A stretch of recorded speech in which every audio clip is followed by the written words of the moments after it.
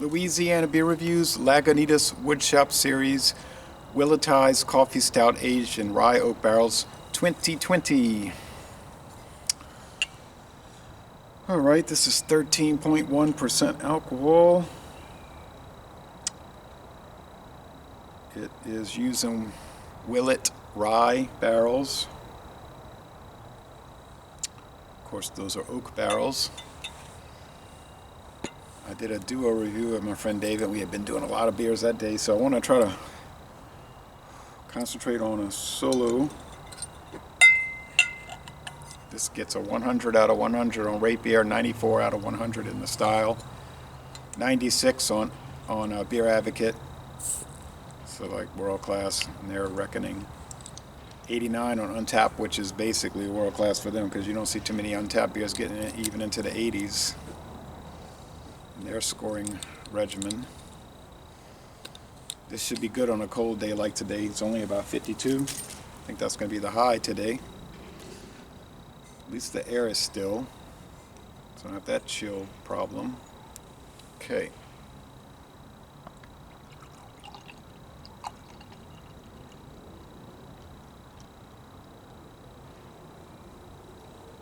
See, with an aggressive pour for this type of beer, it doesn't really matter because you're only getting a thin beige head, and the appearance is very dark brown, nearly black. I see little tiny bubbles ascending on the side. Now with that sun, it's about to go behind those trees, but the sun, I was going to say you could pick up some brown, but you really can't. I can't. I just see some little bubbles gathering around at the bottom, congregating around at the bottom. So I can already pick up a whiff of those whiskey barrels, rye whiskey barrels. Now I was at my friend David's house and he was insisting, let's try this Willet Family Estate 4-year rye, straight rye. I said, well, we tasted a lot of beers, but okay. Of course, we were splitting the beers, but sharing them. And it was great. I mean, I thought that Willet Family Estate 4-year rye was terrific, and I watched a lot of video reviews and people were really, for the most part, pleased with it. Yeah, whiskey barrel. I mean, it's sort of like after over 10 years of this, it gets to be redundant. Like, we know barrel age, we get it, you know. I can remember it about a decade ago, not quite that long ago, but I did the Human Blockhead from Coney Island barrel age. That was one of the first barrel aged beers I tried, and it was a knockout, literally. That's not even made anymore.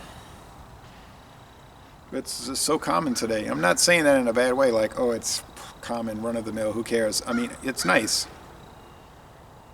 I'm not super thrilled with barrel-aged beers. Honestly, I never have been. I like to taste various whiskeys and rums and brandy, and I like to taste imperial stouts, but and other beers. But to barrel-age them never did necessarily captivate my, fascinate me. But I never really was, also was never necessarily opposed to them. It's just something that I could take it or leave is what I mean, even though they might score 100. Yeah, it smells really good.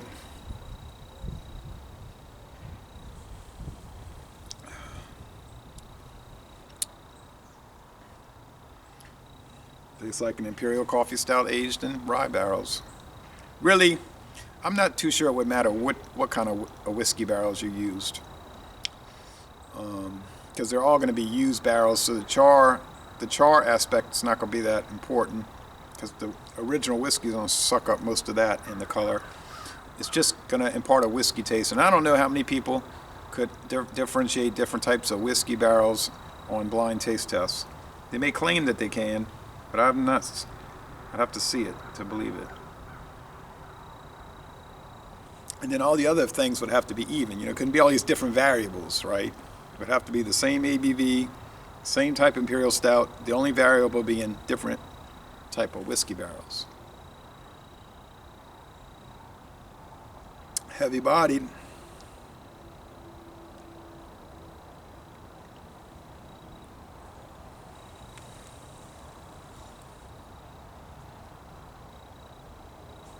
kind of sediment.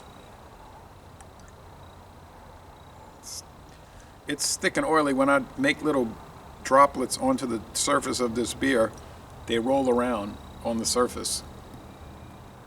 They don't just drop right in. The droplets roll around on the beer itself, so the beer is rolling around on the beer. It's an interesting thing. I've seen that before.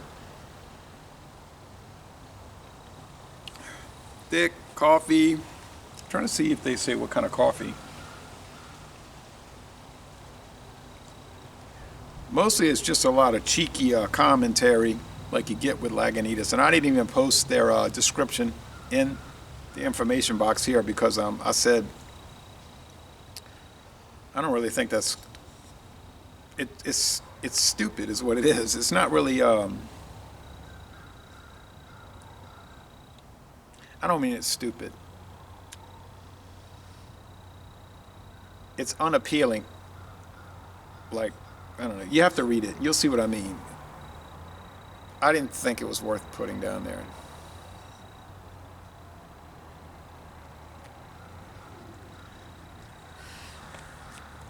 I like Lagunitas beers, of course. I just never care for their cornball hype.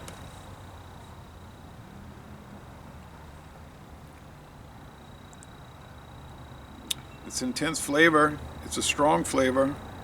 There's coffee. There's dark bread crust. That's the beer part. So the bread crust and the char, but it's not burnt. So that's great. So dark roast, but not burnt. So the bread crust is the beer part. The coffee is the coffee part. The whiskey barrel is the whiskey part.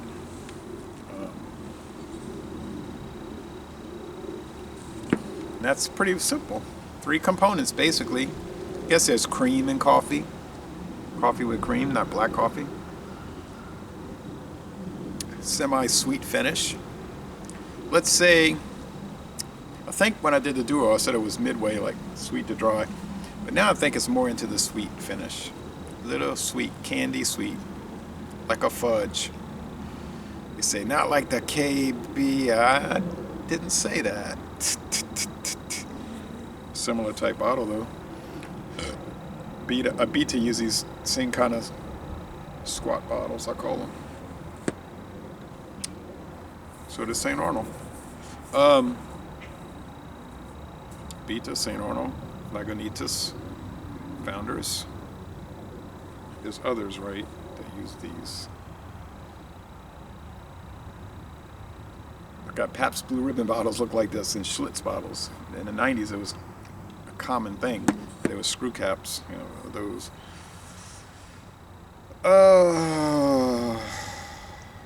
Beer Advocate saying 96.